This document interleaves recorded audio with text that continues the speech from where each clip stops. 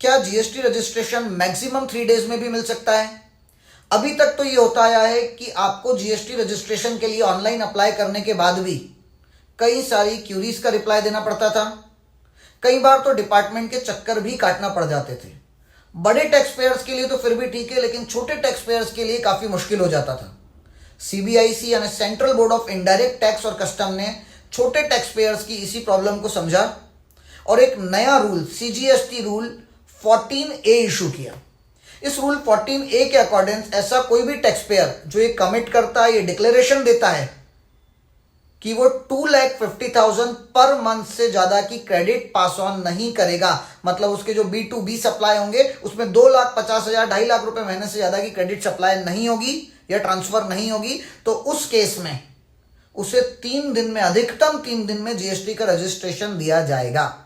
हाँ, एक कंडीशन है कि उस केस में उसको अपने आधार से ऑथेंटिकेशन करवाना पड़ेगा, आधार ओटीपी से वेरीफाई करवाना पड़ेगा खुद की आइडेंटिटी को।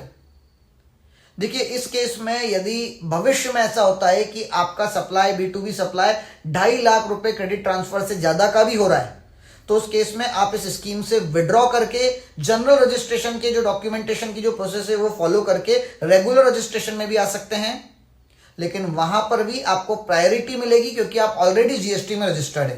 तो यदि आप स्मॉल टैक्स पेयर हैं तो आज ही रूल 14A का बेनिफिट लें और with in 3 days, maximum 3 days के अंदर अंदर जीएसटी रजिस्ट्रेशन कंप्लीट कराएं, जीएसटी नंबर ऑब्टेन करें। Thank you.